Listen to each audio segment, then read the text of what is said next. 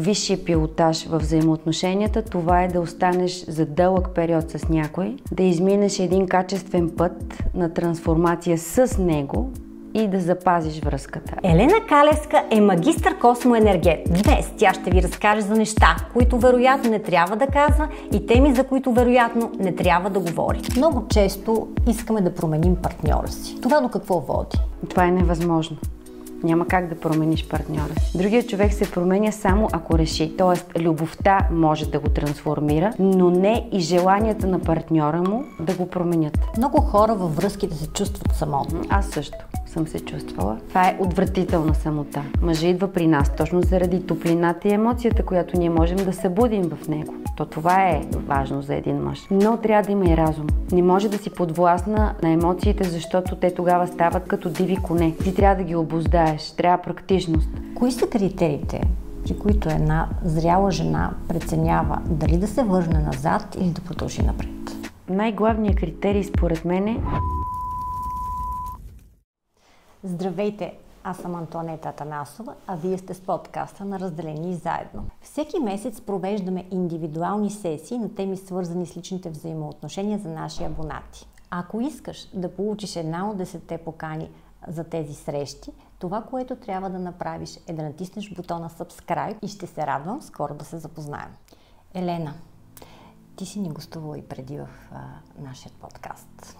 Познаваме се преди това. Ти си изключително мъдра по темите, свързани с взаимоотношения.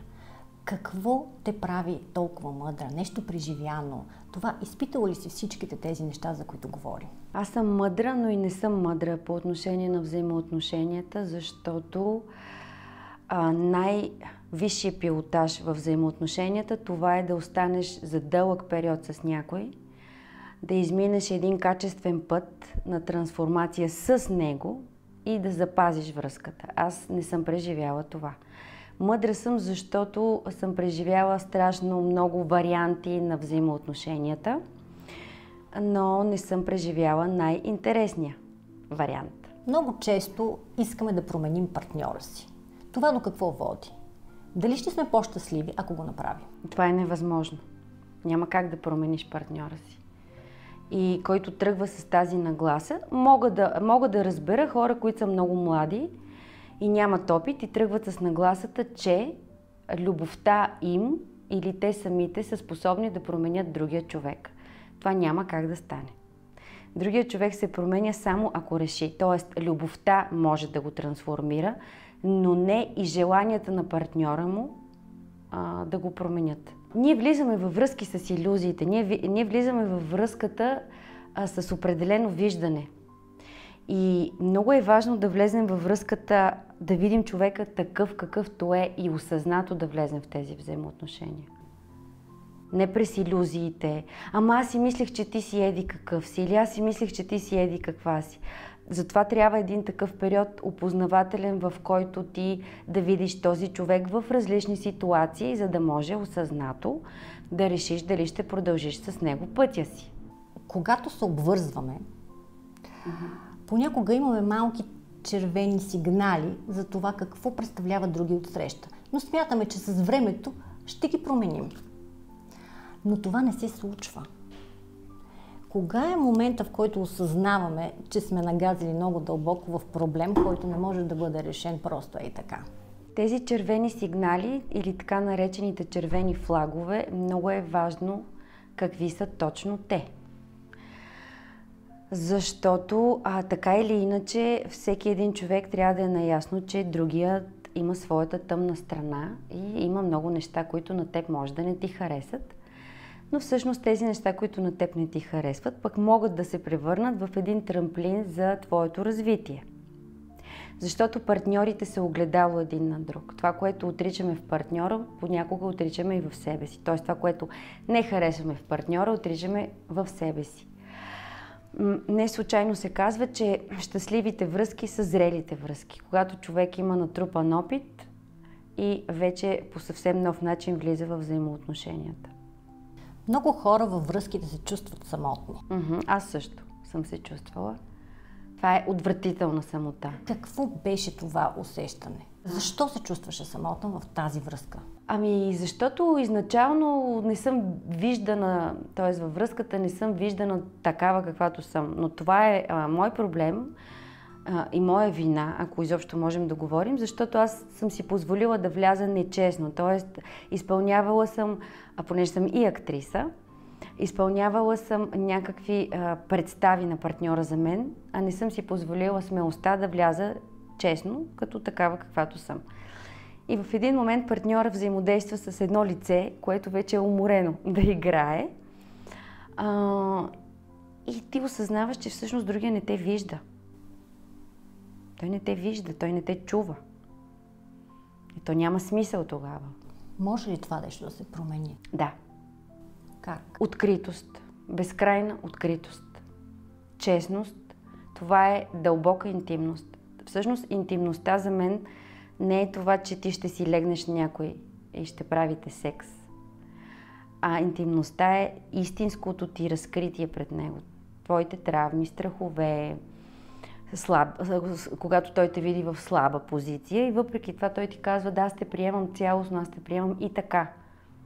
Приемам, че ти може да се чувстваш зле, приемам, че ти може да плачеш или приемам, че ти може да имаш лошо настроение или че ти в момента не желаеш да общуваш с мен, но се говори, трябва да се говори.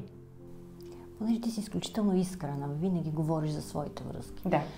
Кои са най-големите грешки в любовта на Елена Калевска? Виж сега, много интересно, защото моите близки отчитат моите грешки по един начин и може би са прави. Обаче аз съм изключително упорита и твърдоглава. Огромна грешка е това, че моята искреност и моето предоверяване и това, че аз давам един карт бланш на човека, който той не е, т.е. човека, нали, казват: изчакай той да докаже. Обаче аз казвам не. Аз имам друга философия. Това е като в банката. Той идва и аз му давам бърз кредит. Бърз кредит. Кредит доверие. И му показвам това, което съм аз. Това, което съм наистина аз. И наблюдавам. Ако този човек злоупотреби или ме сметне за глупава, но аз никак не съм глупава, това, че съм честна или че съм истинска, не означава, че съм глупава, проблема е негов. Но моите близки, например, приятели, смятат, че това е огромна грешка. Те казват: ти трябва да имаш стратегия. Смяташ ли, че любовта е стратегия? Не! Не! Не може любовта да е стратегия. Брака може да е стратегия, но възникнал на база любовта. Тоест аз и ти сядаме и изготвяме стратегия. Обща. Един отбор. Но не може любовта да бъде стратегия. И сигурно, сега съм на 40, сигурно и на 60, като стана, пак така ще разсъждавам. Много съм упорита в това отношение. Това си ти? Това съм аз. Не може любовта да е стратегия. Каква любов е, ако е стратегия? Това е нещо, което надскача стратегии, статуси, различия, вероизповедания. Това е божествено. Не може да има стратегии тук. Кой според теб е момента, когато един човек трябва да си тръгне от една връзка? Независимо от това, че има деца, че финансите понякога са проблем. Има ли такъв момент, в който през твоето преживяно е моментът, в който трябва да кажеш: край, стоп, до тук. Да. Това е моментът, в който трябва да си тръгна. Да. Така, твоя отговорността да седнеш и да кажеш какво те наранява или какво не ти хареса в една връзка. Човека няма как да ти чете мислите, въпреки че в днешно време вече си четем мислите. И ако ти 3 пъти помолиш този човек да не прави това, което си го помолил, но трябва да има доводи, т.е. тук не говорим за каприз, и той въпреки това пренебрегне твоята емоция или пренебрегне твоята молба, аз мисля, че ти трябва да си тръгнеш. Как да изградим това самоуважение към себе си и да разберем кога е момента да си тръгнем? Така, първо, трябва да си дадете време да се опознаете. Това е още преди да влезете във връзка. Вие трябва да знаете какво сте, какво не сте, какво искате, какво не искате, какво може да приемете, т.е. с какво може да направите компромис и с какво изобщо не може да правите компромис. Тук влизат и личните граници, за които споменахме и в предишният ни подкаст. Така, след това, в взаимодействие с партньора сме открити. Не играем игри. Не го манипулираме, ако искаме. Ако говорим за любов, нека първо да уточним за какво говорим. Дали връзката е основана на обич и на любов или е основана на някакви други неща. Така. Защото ако е основана на други неща, тук вече трябва да има някакви стратегии, но аз не съм човек, който да коментира това. Например, аз имам изградени принципи и не ги нарушавам. Дори човека много да ме привлича, ако този човек нарушава този принцип, аз ще се въздържа от отваряне към този човек. Например, човек е обвързан. Табу. Край. Няма. Не влизаш в тези отношения. За да не стане, ама той ми обеща, че ще се раздели, то любовта. Не. Любовта трябва да е взаимна и трябва да отиде там, където е отключено и да остане там, където е чисто. Ако не е чисто, не влизаш в тези взаимоотношения. Ако няма перспектива, ако не сте свободни, след това разговаряш с партньора. Може би той ще ти зададе въпроса, може би ти ще му зададеш въпроса. Ти какво очакваш от тези взаимоотношения? Как ги виждаш в един момент? И ако се разминавате кардинално, трябва да си направиш събрание със себе си и да прецениш дали ще продължиш, защото той има таван в такъв случай. Защото химията трае месеци. Нали? Първите там 3 месеца има химии, има хормони и така. Това са връзките основани на хормони. Любовта идва много, много по-късно. Много по-късно. Има привличане, има увличане, има влюбване, има страст и чак след това обич. Така де, трябва да си честен с партньора и да говориш за това, което ти тежи или което не харесваш. И ако той не е на твоето мнение, трябва да вземеш решение. В момента практично говоря, смисъл, то не е толкова лесно, ама айде. Защото като те завладеят емоциите, трябва страхотен самоконтрол. Страхотен самоконтрол. Много често жените взимаме емоционално решение с това да изберем партньор и същото емоционално решение, когато да се тръгнем от един партньор. Къде е границата?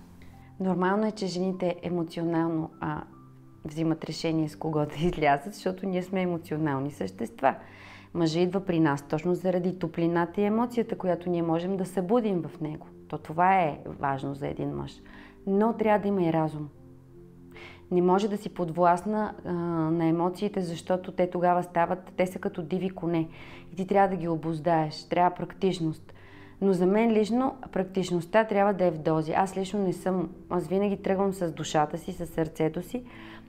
Има практичност, но не влизам във връзка с практичност. Това просто ми е непознато, аз дори не мога да дам съвет. Дали казват добра партия, той има добра заплата, родителите му са те са от добра прослойка, той има добра професия. Защо да не му дам шанс? Защото не ме привлича. Така, защо си тръгват емоционално? Ето тук вече е важно да не си тръгваме емоционално. Трябва малко да преспим, да помислим, да спадне емоцията, особено ако сте в семейни отношения, ако имате деца и чак след това да решите да си тръгнете или да не си тръгнете. Но наистина ние жените си тръгваме в емоцията много пъти. Казваме край и след това съжаляваме. Ти тръгвала ли си емоционално? Тръгвала съм си. Какви ли циркове не съм правила аз? Съжалявала ли си за това? Да, съжалявала съм, обаче мене ме спасява гордостта. Гордостта, съм горделив човек, това не е хубаво. Но някак си ме спасява много, моята гордост. Мога да умирам, буквално да се влача, но... Връщане назад няма. Ако връщането назад е много, много опасно нещо. Трябва много да се помисли, ако вече се е счупило, дали трябва да се връщаш назад. Трябва много да се помисли дали ако нещото се е счупило, трябва да се връщаш назад. Кои са критериите, при които една зряла жена преценява дали да се върне назад или да продължи напред? Най-главният критерий според мен е каква история имаш този човек. Какво стои отзад. И на база това, все едно да сложиш на везните това, което имаш с този човек, това, което си преживял, това, което си създал и проблема, който е породил решението да си тръгнеш. Защото ако това е някаква токсична връзка, то аз бих казала направо бягай. Направо бягай. Но ако това е връзка, която е в криза, защото във всяка връзка и в най-голямата любов има трудности, има кризи, има момент, в който си мислиш, може би това е края, но трябва да се върнеш и да си спомниш. Защо си била с този човек? Какво ви свързва? Има ли дълбочина? Има ли обич? Има ли приятелство? И според мен, ако тази жена е достатъчно интелигентна и мъдра, тя ще избере да се бори и да се опита да прескочи кризата с партньора си. И ако тогава не се получи, значи просто нямат път напред. Понякога хората около нас, приятели, семейство, виждат проблеми в нашата връзка и много често се намесват в тях. Важно ли е да имаме такива хора около нас и трябва ли да ги послушаме? Важно е да имаме такива хора, но тук също е много опасен момент, защото според мен, от моят личен опит, между двама души не трябва да застават много съветници. Не винаги мотивите на хората, които ни съветват, са чисти. От друга страна обаче, ако човекът е в много нездравословни отношения и е погълнат и не вижда реално фактите, е хубаво някой да му каже, знаеш ли, всъщност отстрани как изглеждат нещата, вижда се, че този човек, примерно, не държи на теб или не те уважава достатъчно. Но всичко е частен случай. Всичко е частен случай. Много е важно каква е връзката. Защото пък има случаи, в които точно приятели в кавички и роднини, заставайки между двама души, ги разделят, без това да трябва да бъде по този начин. Какъв е съветът, който би дала? Да слушаме сърцето или да слушаме приятелите си? Аз бих казала, никой не слушайте в този живот, за нищо. Но това е моя съвет. Преди всичко, според мен, човек трябва да слуша себе си. Защото всичко е опит.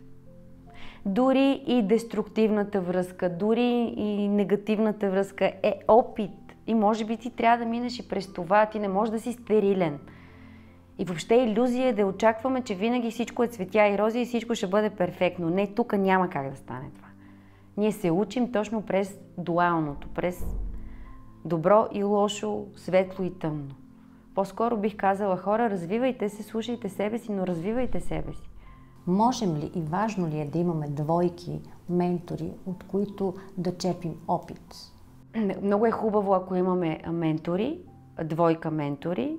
Моите първи такива са Елена и Николай Рьорих, създателите на Жива етика и Агни йога.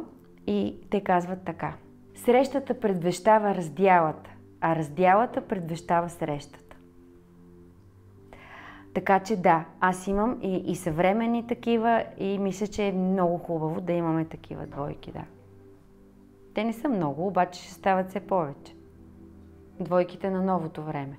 Ако имаме машина на времето и можем да върнем назад, какъв е съветът, който би дала на младата Елена? Всичко, което преживях, беше толкова важно за мен. За да имам отношението към любовта, което имам днес. Така че, честно казано, бих казала, мини си през същото.